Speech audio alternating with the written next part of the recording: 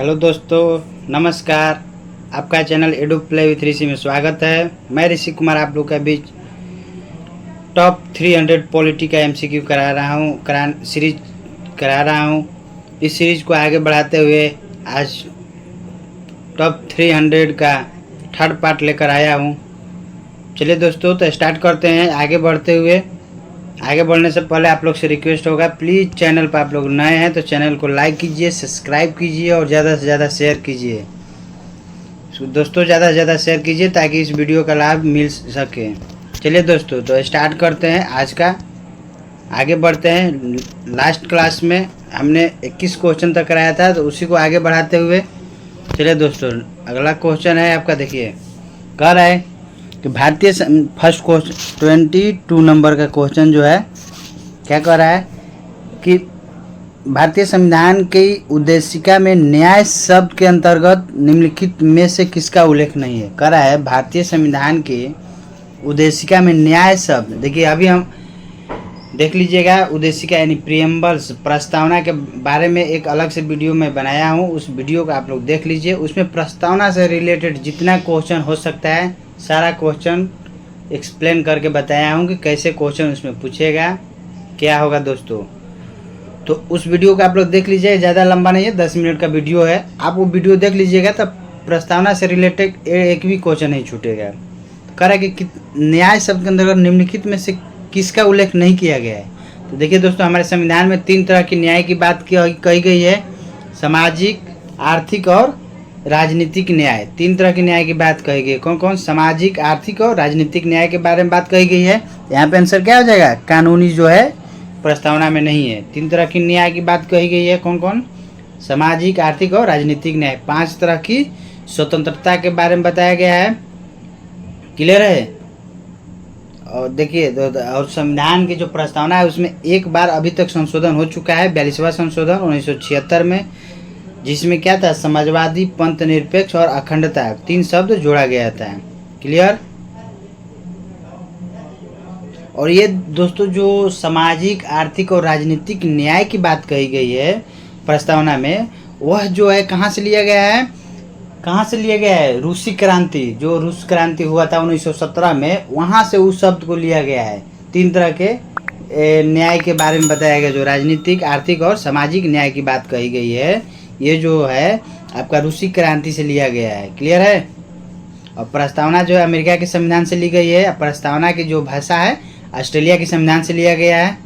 Clear? और जो प्रस्तावना में एक टर्म आता है, क्या चीज़?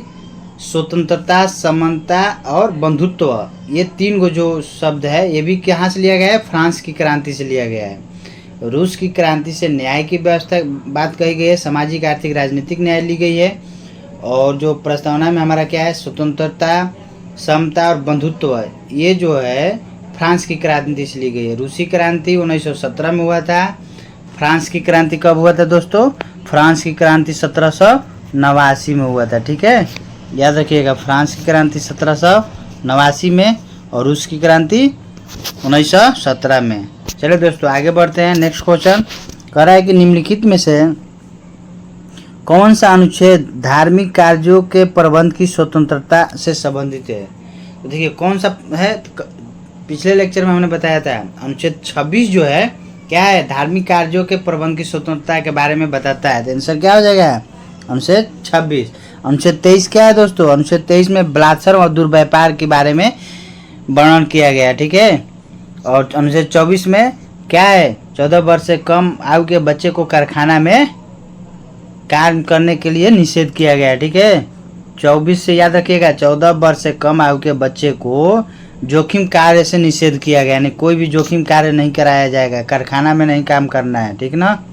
अनुच्छेद 23 बता दिए क्या है कि मानव का दुर्व्यापार या बलात्श्रम निषेध है। ठीक है। अनुच्छेद 28 जो है दोस्तों, अनुच्छेद 28 में आप लोगों को क्या बताया गया है? अनुच्छेद 28 में जो गया है, धार्मिक शिक्षा को निषिद्ध मान किया गया है। उन्हें किसी भी संस्था में जो है, या सरकार द्वारा वित्त पोषित हो या अर्ध पोषित संस्था है, जो भी संस्था है, उसमें आपका धार्मिक शिक्षा का निषेध किया गया, यानी धर्म के बारे में शिक्षा नहीं दिया जा सकता है। ठीक है।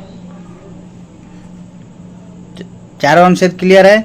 अनुच्छेद 25 याद रखिएगा, अनुच्छेद 25 में अंतःकरण और धर्म के अबाध रूप से मानने आचरण करने की स्वतंत्रता बताई गई है। यानी 25 में आप किसी भी धर्म को मान सकते हैं, कोई दिक्कत नहीं, लेकिन धार्मिक शिक्षा का बढ़ावा देना ये जो अनुच्छेद आपका 28 में क्या है, निषेध है। ठीक है, अनुच्छेद 25 में क्या है, अंतःकरण और धर्म के रूप में मानने का पूरी तरह स्वतंत्रता है। अनुच्छेद 27 में क्या है दोस्तों, क्या है, अनुच्छेद 27 में किसी भी धार्मिक संप्रदाय जो है माने पोषण के में व्यय के लिए क्या निश्चित की गई, धार्मिक संप्रदाय की अभिवृद्धि माने आप प्रचार प्रसार कर सकते हैं। क्लियर है, तो यहाँ तक क्लियर। तो इसमें क्या आंसर हो जाएगा, धार्मिक कार्यों के प्रबंध की स्वतंत्रता कौन सा अनुच्छेद करता है, तो अनुच्छेद 26 हो जाएगा। चलिए नेक्स्ट क्वेश्चन करा कि कैबिनेट मिशन प्लान की योजना के तहत संविधान सभा गठित कब हुआ था दोस्तों। संविधान सभा गठन नवंबर 1946 में हुआ था। ठीक है, संविधान सभा का गठन किस प्लान के तहत हुआ था, तो कैबिनेट मिशन प्लान के तहत हुआ था। ठीक है, कैबिनेट मिशन प्लान के तहत संविधान सभा का गठन कब हुआ था, 19 नवंबर 1946 को। अगर पहली बैठक पूछेगा तो 9 दिसंबर 1946, जिसका अस्थायी अध्यक्ष सच्चिदानंद सिन्हा को चुना गया था। दूसरी बैठक कब हुआ था, 11 दिसंबर 1946 को, जो परमानेंट अध्यक्ष चुना गया था, अस्थायी अध्यक्ष डॉक्टर राजेंद्र प्रसाद।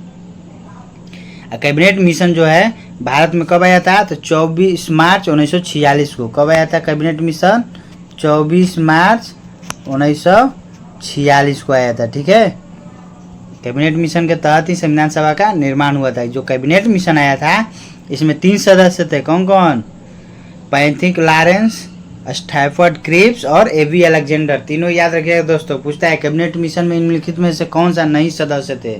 तो 3 सदस्य कौन कौन थे, lord Pethick Lawrence, sir Stafford Cripps और एबी अलेक्जेंडर।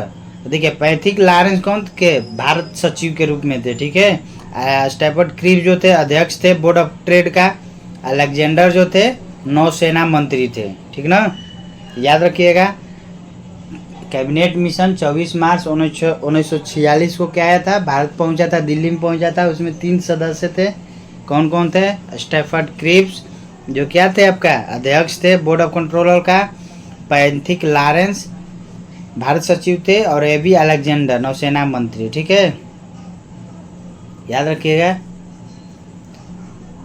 चलिए आगे बढ़ते हैं। और जो आपका जो कैबिनेट मिशन का जो आया था प्लान, इसमें कौन कौन स्वीकार किया था, मुस्लिम लीग और कांग्रेस दोनों स्वीकार किया था, लेकिन बाद में जो था आपका मुस्लिम लीग जो था स्वीकार नहीं किया था। ठीक है, अस्वीकार कर दिया था। और 16 अगस्त 1946 को जो है क्या किया था, मुस्लिम लीग एक डायरेक्ट एक्शन डे मनाया। ठीक ना, सीधी कार्रवाई दिवस कब मनाया था, 16 अगस्त 1946 को। जो कैबिनेट मिशन के तहत संविधान सभा का गठन हुआ था, अंतरिम सरकार बना था, उसमें क्या था 1946 में जो बना था, शुरू में मुस्लिम लीग भी सपोर्ट किया था, कांग्रेस तो सपोर्ट किया ही था, लेकिन 16 अगस्त 1946 को ये सब अस्वीकार कर दिया मुस्लिम लीग, और उस दिन क्या मनाया था, प्रत्यक्ष कार्रवाई दिवस मनाया था। क्लियर है। चलिए तो नेक्स्ट क्वेश्चन देखते हैं। तो इसका आंसर क्या हो जाएगा, कैबिनेट मिशन के तहत संविधान सभा का गठन कब हुआ, 1946। चलिए अगला क्वेश्चन देखते हैं। कह रहा भारत के संविधान में निम्नलिखित में से कौन सा याचिका का उल्लेख है। ठीक है,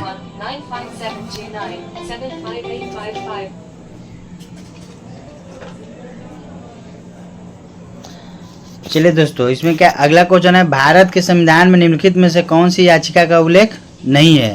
तो याचिका देखिए दोस्तों, कितने प्रकार की याचिका के बारे में उल्लेख किया गया है हमारे संविधान में, 5 प्रकार की याचिका का उल्लेख किया गया है। कितने प्रकार की, 5 प्रकार की याचिका। कौन कौन याचिका है, तो एक है बंदी प्रत्यक्षीकरण, परमादेश, प्रतिषेध, उत्प्रेषण और अधिकार परीक्षा। 5 तरह की क्या किया गया है याचिका के बारे में वर्णन है हमारे संविधान में। कौन कौन, हैबियस कॉर्पस, मैंडमस, प्रोहिबिशन, कर्सियरी और क्यू वारंट। ठीक है, यानी बंदी प्रत्यक्षीकरण, परमादेश, प्रतिषेध, उत्प्रेषण, अधिकार परीक्षा, ये 5 तरह की जो है क्या किए गए, हमारे सर्वोच्च न्यायालय को 5 प्रकार के रिट जारी करने की शक्ति प्रदान की गई है। किस अनुच्छेद के तहत, अनुच्छेद 32 के तहत। क्लियर। अनुच्छेद 32 के तहत सर्वोच्च न्यायालय को 5 प्रकार के रिट जारी करने का शक्ति मिला है। और इसमें कौन कौन देखिए, अधिकार परमादेश है, अधिकार परीक्षा, प्रतिषेध। तो कौन इसमें आंसर हो जाएगा? इसमें आंसर हो जाएगा आदेश। आदेश जो है नहीं है, मेन है 5 तरह याद रखिएगा। देखिए, बंदी प्रत्यक्षीकरण जिसको इंग्लिश में बोलता है हैबियस कार्पस, दूसरा परमादेश मैंडमस, तीसरा प्रतिषेध प्रोहिबिशन, चौथा उत्प्रेषण सरकारसियरी, ठीक है, और अधिकार परीक्षा जो क्यू वारंट बोलते हैं। और देखिए, मौलिक अधिकार को जो है लागू करने के लिए जो है हमारे न्यायालय में याचिका आवेदन करने का प्रावधान है, ठीक है, लेकिन मौलिक कर्तव्य को नहीं। ठीक, मौलिक अधिकार को पूरी तरह हम क्या कर सकते हैं? लागू करवा सकते हैं, ठीक है। अगर आपका मौलिक अधिकार का हनन है तो आप कोर्ट जा सकते हैं, इसके लिए आप स्वतंत्र हैं। संविधान का अनुच्छेद जो है, देखिए अनुच्छेद 32 के तहत आपका सुप्रीम कोर्ट को मिला है 5 प्रकार के रिट जारी करने का, और 226 के तहत हाई कोर्ट को मिला है रिट जारी करने का, ठीक ना।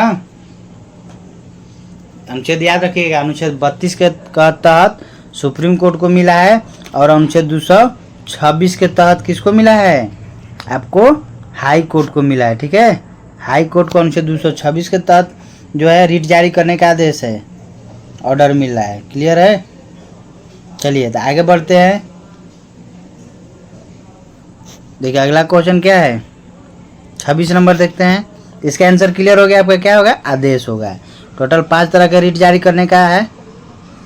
चलिए अगला क्वेश्चन है, निम्नलिखित में से कौन 29 अगस्त 1947 को गठित समिति के सदस्य नहीं थे? देखिए 29 अगस्त 1947 को गठित समिति के सदस्य नहीं था। पहले तो ये चीज़ आपको ध्यान रखना है कि 29 अगस्त 1947 को कौन सा कमिटी गठित हुआ था?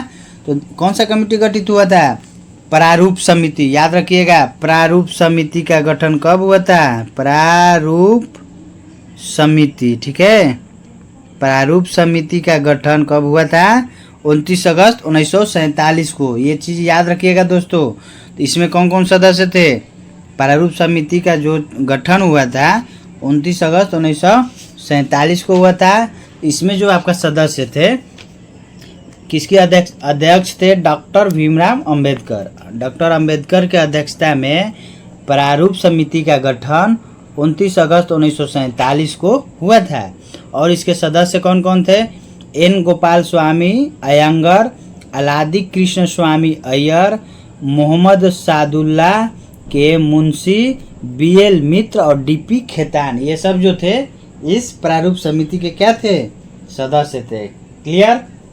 यानी कहने का मतलब प्रारूप समिति का गठन 29 अगस्त 1947 को हुआ था डॉक्टर भीमराव अंबेडकर की अध्यक्षता में। और इसके सदस्य थे कौन कौन? आपका कौन कौन थे? गोपाल स्वामी अयंगर, अलादी कृष्ण स्वामी अय्यर, मोहम्मद सादुल्ला, के मुंशी, बीएल मित्र, डीपी खेतान। क्लियर है? और जो प्रारूप समिति द्वारा जो संविधान का प्रारूप तैयार किया गया था, कब पेश किया गया था? तो पेश करने का डेट याद रखिएगा आपका 21 फरवरी 1948 को। 21 फरवरी 1948 को जो था प्रारूप समिति द्वारा जो संविधान का प्रारूप तैयार किया गया था, उसको संविधान सभा के समक्ष यानी अध्यक्ष के समक्ष क्या किया गया था? पेश किया गया था। क्लियर? अब बाद में दोस्तों जब डीपी खेतान की मृत्यु हो गया था 1948 में, तो प्रारूप समिति में डीपी खेतान की जगह बीटी कृष्णचारी को, ठीक ना, डीपी खेतान की जगह किसको नियुक्त किया गया? बीटी कृष्ण स्वामी को, ठीक है। और बीएल मित्र के स्थान पर एन माधव राव को इसका सदस्य बनाया गया। शुरू में कौन कौन सदस्य थे? अध्यक्ष थे डॉक्टर भीमराव अंबेडकर। सदस्य कौन कौन थे? तो एन गोपाल स्वामी अयंगर, अलादी कृष्ण स्वामी अय्यर, मोहम्मद सादुल्ला, के मुंशी, बीएल मित्र और डीपी खेतान। डीपी खेतान के जगह पर जब डीपी खेतान की मृत्यु हो गया था 1948 में, तो उनके जगह पर टीटी कृष्णचारी को शामिल किया गया और बीएल मित्र के स्थान पर एन माधव राव, ठीक है। मित्र से याद रखिएगा, एम से मित्र, एम से माधव, यानी बीएल मित्र की जगह पर माधव राव को और खेतान के जगह पर कृष्णचारी, ठीक है, कृष्णचारी। क्लियर?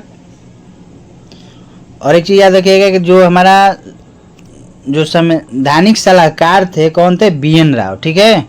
और संवैधानिक सलाहकार जो BN राव थे वो जो तैयार किए थे संविधान का, आपका कितना, BN राव जो थे आपका संवैधानिक सलाहकार कौन थे, BN राव, ठीक ना, BN राव हो गए।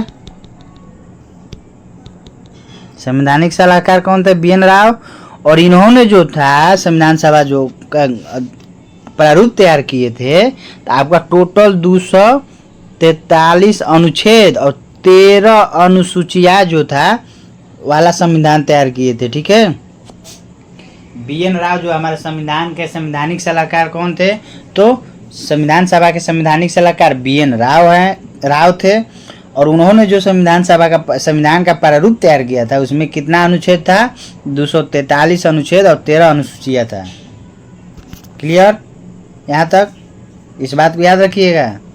अब देखिए तो इसका आंसर आपका क्या हो जाएगा, इसमें आंसर क्या हो जाएगा, देखिए डॉक्टर अंबेडकर थे इसका अध्यक्ष थे प्रारूप समिति के, मोहम्मद सादुल्लाह भी थे, KM मुंशी भी थे, और डॉक्टर राजेंद्र प्रसाद क्या थे, नहीं थे, इसलिए आंसर क्या हो जाएगा, doctor Rajendra Prasad. Clear, answer क्या हो जाएगा, D option, doctor Rajendra Prasad. चलिए नेक्स्ट क्वेश्चन देखते हैं। नेक्स्ट क्वेश्चन क्या कह रहा है, कह रहा है कि भारतीय संविधान में कौन से अनुच्छेद मूल कर्तव्यों का उल्लेख करता है। दोस्तों देखिए भारतीय संविधान में कह रहा है कौन सा अनुच्छेद मूल कर्तव्यों का उल्लेख करता है। तो हम बताए थे मूल कर्तव्य क्या है, संविधान का मूल अंग नहीं था, ठीक है। इसको 42वें संविधान संशोधन अधिनियम द्वारा आपका 1976 में जो 42वां संविधान संशोधन हुआ था उसी में मौलिक कर्तव्य को जोड़ा गया था। कहाँ से लिया गया मौलिक कर्तव्य, सोवियत संघ रूस से लिया गया है। जब 42वां संविधान संशोधन हुआ था तो मौलिक कर्तव्य जो है स्वर्ण सिंह के सिफारिश पर, स्वर्ण सिंह की समिति के सिफारिश पर, स्वर्ण सिंह समिति के सिफारिश पर मौलिक कर्तव्यों को जोड़ा गया था। यह मूल संविधान का भाग नहीं था, 42वां संशोधन में जोड़ा गया। और कितना, जब 42वां संविधान में जोड़ा गया था मौलिक कर्तव्य को 10 मौलिक कर्तव्य था, ठीक है। फिर 1986 2000 और 86वां संविधान संशोधन 2000 में आपका क्या चीज, एक और मौलिक कर्तव्य जोड़ा गया। टोटल वर्तमान में मौलिक कर्तव्यों की संख्या कितनी है, तो वर्तमान में मौलिक कर्तव्य आपका कितना है, 11 मौलिक कर्तव्य है। तो इसमें कह रहा है कि मूल कर्तव्यों का उल्लेख किया गया किसमें, देखिए जो 42वां संविधान संशोधन हुआ उसमें मौलिक कर्तव्य को अनुच्छेद 51A यानी 51 के क में जोड़ा गया और भाग 4 के A में जोड़ा गया। क्लियर, यानी भाग कहेगा तो क्या हो जाएगा, भाग कहेगा तो 4A में या 4 के क कहिए, दोनों बात बराबर। और अनुच्छेद कहेगा तो 51 क में। क्लियर है, तो क्या आंसर हो जाएगा इसका, 51 क। क्लियर है यहाँ तक, 51 के क में मौलिक कर्तव्य जोड़ा गया। अब कहेंगे कि भारत के अनुच्छेद 50 में क्या है दोस्तों, तो देखिए अनुच्छेद 50 जो है आपका कार्यपालिका का न्यायपालिका से पृथकीकरण के बारे में है, ठीक है। कार्यपालिका का न्यायपालिका से पृथकीकरण का प्रावधान है अनुच्छेद 50 में, ठीक। अनुच्छेद 51 में क्या है, अंतर्राष्ट्रीय शांति सुरक्षा ये सब के बारे में बताया गया है। देखिए अनुच्छेद 50 में हो गया क्या चीज, कार्यपालिका से न्यायपालिका का पृथकीकरण का प्रावधान है। अनुच्छेद 51 में क्या है, अंतर्राष्ट्रीय राज्य तथा अंतर्राष्ट्रीय शांति के बारे में उल्लेख किया गया है। और अनुच्छेद 49 क्या बताता है, अनुच्छेद 49 में आपका जितना भी राष्ट्रीय महत्व का स्मारक स्थान ये सब है वस्तु जो है इसका संरक्षण करने का प्रावधान है, ठीक है। क्या है अनुच्छेद 49 में, जितना भी राष्ट्रीय महत्व के वस्तु है या जो भी स्थान है उसका आपका क्या है, संरक्षण करना है। क्लियर, तो ये सब क्या, ये सब आपका क्या है, नीति निर्देशक तत्व है, ठीक ना। चलिए अगला क्वेश्चन है 28 नंबर। 28 नंबर क्या कर रहा है, आपातकाल की उद्घोषणा हो तब निम्नलिखित में से कौन से मूल अधिकार को छोड़कर अन्य सभी मूल अधिकार के परिवर्तन के लिए न्यायालय में जाने का अधिकार निलंबित रहता है। देखिए दोस्तों, हमारा जो है मौलिक अधिकार टोटल कितना है? वर्तमान समय में मौलिक अधिकार 6 है। मौलिक अधिकार जो है मूल संविधान का अंग था। ये भाग 3 के अनुच्छेद क्या चीज 12 से 35 तक जो है आपका मौलिक अधिकार है। ठीक है, तो मौलिक अधिकार जो है आपका टोटल वर्तमान में कितना है? 6 है। और जो मौलिक अधिकार है आपका, जब इमरजेंसी लागू होता है, आपातकाल लागू होता है, तो आपातकाल लागू होता है तो 2 गो मौलिक अधिकार छोड़ के बाकी माने सभी क्या होता है? निलंबित हो जाता है। ठीक है, तो कौन कौन? अनुच्छेद 20 और 21, 20 और 21 को छोड़कर बाकी सभी जो हमारा मौलिक अधिकार है क्या होगा? मूल अधिकार सब क्या हो जाता है? आपका निलंबित हो जाता है। 20 और 21 को छोड़कर बाकी सब ऑटोमेटिक निलंबित हो जाता है। जैसे ही इमरजेंसी लागू होगा आपका अनुच्छेद 20 और 21 को छोड़कर सब क्या हो जाता है? निलंबित हो जाता है। अब इमरजेंसी लागू कैसे होता है? इमरजेंसी लागू जो होता है देखिए 3 तरह का होता है। एक होता है अनुच्छेद 352 के तहत, एक होता है अनुच्छेद 360 वित्तीय आपात होता है, एक होता है तो मेन देखिए जो 352 के तहत इमरजेंसी लगता है उसी में मूल अधिकार हमारा क्या होता है?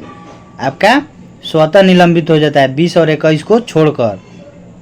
और 352 जो है राष्ट्रीय आपातकाल है। कब होता है घोषणा? राष्ट्रपति करते हैं। कब? जब कोई वाह्य आक्रमण हो या सशस्त्र विद्रोह हो या युद्ध हो, किसी देश के साथ युद्ध हो के या सशस्त्र विद्रोह हो या वाह्य आक्रमण हो, इसके प्रावधान में अनुच्छेद 352 के तहत क्या होता है? राष्ट्रपति जो इमरजेंसी घोषित करते हैं। और जो अनुच्छेद 19 में जो आपका है सभी मौलिक अधिकार जो है स्वतः निलंबित हो जाता है। किसके तहत? अनुच्छेद 358 के तहत। क्लियर है? चलिए, तो अब है कि एक और बताए थे हम पिछला वीडियो में, देखिएगा कि कौन कौन मौलिक अधिकार जो केवल भारतीयों को प्राप्त है। तो अनुच्छेद 15, 16, 19, 29, 30, ये जो है 15, 16, 19, 29, 30 5 को जो है केवल भारतीयों को प्राप्त है। बाकी सभी क्या है? भारतीयों और विदेशी को भी प्राप्त है। तो इसका आंसर क्या हो जाएगा? अनुच्छेद 20 और 21 को छोड़कर सभी जो है क्या है? निलंबित हो जाता है स्वतः। चलिए अगला क्वेश्चन देखते हैं। राज्यसभा के सदस्यों के चुनाव की प्रक्रिया ग्रहण की गई। राज्यसभा के सदस्यों की चुनाव की प्रक्रिया कहाँ से लिया गया दोस्तों? तो राज्यसभा का जो सदस्य है क्या है? 6 साल के लिए नियुक्त किया जाता है। और ये जो प्रक्रिया है चुनाव कैसे किया जाए, ये जो है दक्षिण अफ्रीका के संविधान से लिया गया है। तो आंसर क्या हो जाएगा? बी ऑप्शन, दक्षिण अफ्रीका के संविधान से लिया गया है। ठीक है, राज्यसभा का जो सदस्य है कहाँ से लिया गया है? निर्वाचन प्रक्रिया दक्षिण अफ्रीका से। देखिए हमारा जो है राष्ट्रपति, राज्यसभा लोकसभा से मिल के हमारा क्या है? संसद का निर्माण होता है। और जो राज्यसभा जो है उच्च सदन होता है, लोकसभा निम्न सदन होता है। राज्यसभा का जो है सदस्यों का कार्यकाल जो है 6 वर्ष होता है, जबकि लोकसभा के 5 वर्ष। राज्यसभा जो अस्थायी सदन है, जबकि लोकसभा अस्थायी सदन है। राज्यसभा को कभी क्या है? विघटित नहीं किया जा सकता, इसलिए उसको हम अस्थायी सदन कहते हैं। ठीक है, तो राज्यसभा में जो है सदस्यों का जो नामांकन का प्रावधान है वो है जो लिया गया आयरलैंड के संविधान से लिया गया। और निर्वाचन जो है चुनाव की प्रक्रिया जो है दक्षिण अफ्रीका। और जो नामांकन का प्रावधान है कहाँ से लिया गया है? आयरलैंड के संविधान से लिया गया है। ठीक है, और राज्यसभा का एक अस्थायी सदन है। इसका जो है प्रत्येक 2 वर्ष पर क्या होता है? 1/3 सदस्य जो है क्या हो जाते हैं? अपना कार्यकाल पूरा करते हैं और उनको क्या है? पुनर्निर्वाचन होता है। ठीक है, प्रत्येक माने 2 वर्ष पर 1/3 सदस्य क्या होता है? अपना पुनर्निर्वाचन होता है। ठीक ना दोस्तों? बहुत गर्मी है, इतना गर्मी है क्या बताऊं, फिर भी हम आपके लिए वीडियो बना रहे हैं। तो आप लोग से रिक्वेस्ट होगा प्लीज़ चैनल को लाइक कीजिए, सब्सक्राइब कीजिए। और चलिए तो नेक्स्ट क्वेश्चन देखते हैं दोस्तों। यहाँ राज्यसभा के बारे में क्लियर। तो राज्यसभा जो है क्या है? एक अस्थायी सदस्य है और देखिए जापान के संविधान से हम क्या लिए हैं, देखिए जापान का संविधान जो है, जापान के संविधान से हम लोग लिए हैं विधि द्वारा स्थापित प्रक्रिया, विधि द्वारा जो स्थापित। देखिए दोस्तों जापान के संविधान से हम लिए हैं क्या चीज़, विधि द्वारा स्थापित प्रक्रिया जो है कहाँ से लिए हैं, जापान के संविधान से। और अमेरिका के संविधान से क्या क्या लिए हैं, अमेरिका के संविधान से हम लिए हैं क्या क्या, मूल अधिकार हो गया, न्यायपालिका की स्वतंत्रता, विधि का समान संरक्षण, उपराष्ट्रपति का जो पद होता है और अमेरिका से ही लिया गया है, न्यायिक पुनरावलोकन जुडिशियल रिव्यू दोस्तों ये भी कहाँ से लिया गया है, अमेरिका के संविधान से, ये ब्रिटेन के संविधान में नहीं है। जुडिशियल रिव्यू केवल अमेरिका और भारत के पास ही है। महाभियोग की प्रक्रिया भी लिया गया अमेरिका के संविधान से, प्रस्तावना ये सब कहाँ से लिया गया, अमेरिका के संविधान से लिया गया है। अब देखिए आयरलैंड के संविधान से हम लोग क्या क्या लिए हैं, आयरलैंड के संविधान से राज्य के नीति निर्देशक तत्व लिए गए हैं, ठीक, और आपका राष्ट्रपति के निर्वाचन पद्धति लिया गया है, ये सब कहाँ से लिया गया, आयरलैंड के संविधान से लिया गया, ठीक है। राज्यसभा के सदस्यों का जो नामांकन होता है वो भी कहाँ से लिए हैं हम लोग, तो आयरलैंड के संविधान से लिए हैं। क्लियर है। चलिए तो नेक्स्ट क्वेश्चन देखते हैं दोस्तों। अगला क्वेश्चन हमारा क्या है, देखिए तो इसका आंसर क्या हो जाएगा, राज्यसभा के सदस्यों के चुनाव की प्रक्रिया जो है बी ऑप्शन हो जाएगा, दक्षिण अफ्रीका के संविधान से लिया है। अगला क्वेश्चन, संस्कृति और शिक्षा का अधिकार वर्णित है किसमें दोस्तों, संस्कृति और शिक्षा का अधिकार अनुच्छेद 29 और 30 में वर्णित है, ठीक है। अभी हम आपको बताए थे अनुच्छेद 29 में क्या था, इसमें जो था आपको भाषा बोली लिपि ये सब क्या है सुरक्षित रखने का अधिकार है, ठीक ना। इसके तहत अल्पसंख्यक समुदाय के लोग अपनी भाषा बोली लिपि ये सब संरक्षित रह सकते हैं। अनुच्छेद 30 में क्या है, अनुच्छेद 30 में जो है अपना शिक्षण संस्थान का संचालन कर सकते हैं, खोल सकते हैं, ठीक ना, स्थापना कर सकते हैं। अनुच्छेद 28 में क्या है, तो राज्य द्वारा जो भी वित्त पोषित शिक्षण संस्थान है उसमें धर्म विशेष की शिक्षा पर क्या कहा गया है, रोक लगाया गया, नहीं धार्मिक शिक्षा नहीं दे सकते हैं, ठीक है। तो सांस्कृतिक और शिक्षा का अधिकार किसमें है, अनुच्छेद किसमें 29 और 30 में। क्लियर। और 28 अनुच्छेद 28 में क्या है, तो जो धार्मिक शिक्षा का जो है प्रावधान नहीं है, ठीक है, उस पर निषेध है। अब कर रहा है दोस्तों अगला क्वेश्चन, क्या कर रहा है कि भारतीय राज्यों के आज़ादी के पुनर्गठन, आज़ादी के बाद पुनर्गठन मुख्यतः जिस आधार पर किया गया था वो क्या था, भारत। देखिए दोस्तों आज़ादी के बाद भारत के राज्यों का जो पुनर्गठन हुआ किस आधार पर किया गया था, तो भाषा के आधार पर, ठीक। राज्य पुनर्गठन आयोग जो 1956 में बनाया गया क्या था, और भाषा के आधार पर ही राज्यों का गठन किया गया। और पहला राज्य जो है भाषा के आधार पर जो गठित हुआ कौन सा राज्य है, आंध्र प्रदेश। तो इसका आंसर क्या हो जाएगा, ए ऑप्शन। किस आधार पर हुआ था राज्यों का पुनर्गठन, भाषा के आधार पर। क्लियर है। और आंध्र प्रदेश जो है भाषा के आधार पर गठित होने वाला पहला राज्य था। 1960 में जो है बम्बई से अलग हुआ था गुजरात। क्लियर। 1960 जो है 1960 में बम्बई से अलग हुआ कौन, गुजरात अलग हुआ था। किस पर, भाषा के आधार पर, क्योंकि गुजरात राज्य का गठन हुआ था, जो गुजराती बोलते थे वो अलग राज्य गठित किए। और 1966 में जो है आपका पंजाब राज्य का जो है क्या हुआ, अलग हुआ। हिंदी भाषी क्षेत्र जो हरियाणा अलग हो गया, पंजाबी जो भाषी क्षेत्र था वो अलग हो गया। क्लियर है। चलिए नेक्स्ट क्वेश्चन देखते हैं। अगला क्वेश्चन हमारा क्या है, कर रहा है आपका अगला क्वेश्चन कर रहा है, तो इसका आंसर क्या हो जाएगा, भाषा के आधार पर हो गया। अगला क्वेश्चन, निम्नलिखित में से कौन सा शब्द भारतीय संविधान के प्रस्तावना में नहीं है। देखिए प्रस्तावना हम पूरा डिटेल्स आपको पढ़ाए हैं दोस्तों, तो देख लीजिए उसका वीडियो। प्रस्तावना में क्या है, कौन कौन सा शब्द है, देखिए बंधुता तो है ही, संप्रभुता है, समाजवाद है, संघवाद नहीं है दोस्तों। ठीक है, संघवाद जो है हमारे प्रस्तावना में नहीं है। तो इसका आंसर क्या हो जाएगा, डी ऑप्शन हो जाएगा, डी ऑप्शन। क्लियर, इसका आंसर डी हो जाएगा। चलिए दोस्तों तो देखिए, तो डी इसका क्या कर रहा है, प्रस्तावना। तो संघवाद जो है भारतीय संविधान में नहीं था, इतना क्लियर है। संविधान की प्रस्तावना को क्या बोला गया है, संविधान का कुंजी कहा गया है। ठीक, प्रस्तावना जो है, जो बेरुबारी बना मद्रास राज्य था वो बताया था 1960 में, जो था क्या बताया था, संविधान प्रस्तावना जो है संविधान का मूल अंग नहीं है, नहीं माना था, ठीक है। लेकिन केशवानंद भारती के जो 1973 में आया था, उन्होंने माना था क्या जी, प्रस्तावना को संविधान का अंग माना था। क्लियर है। और जो 42वां संविधान संशोधन हुआ था उसमें 3 शब्द जोड़ा गया था, समाजवादी, पंथ निरपेक्ष और अखंडता। क्लियर। 3 तरह की न्याय की बात कही गई है, सामाजिक, आर्थिक और राजनीतिक न्याय। 5 तरह की स्वतंत्रता, कौन कौन, विचार, अभिव्यक्ति, विश्वास, धर्म, उपासना। ये 5 प्रकार की स्वतंत्रता की बात कही गई है प्रस्तावना में।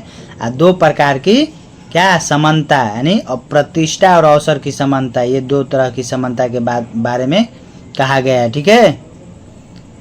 और प्रस्तावना में हम क्या देखने को मिलता है कि समस्त जो शक्ति है किसके पास है, उसका केंद्र बिंदु कौन है, we the people of India, यानी हम भारत के लोग, ठीक है। और 26 नवंबर 1949 को हमारा जो संविधान है उसको अंगीकृत, अधिनियमित और आत्मर्पित किया गया था, ठीक ना। चलिए दोस्तों, तो आज यहीं तक रखते हैं, फिर मिलते हैं आपको नेक्स्ट वीडियो में, ठीक। तो धन्यवाद दोस्तों। और आप लोग से रिक्वेस्ट होगा कि प्लीज़ चैनल को लाइक कीजिए, सब्सक्राइब कीजिए और ज़्यादा से ज़्यादा शेयर कीजिए। चलिए दोस्तों, फिर हम मिलते हैं नेक्स्ट वीडियो में। धन्यवाद।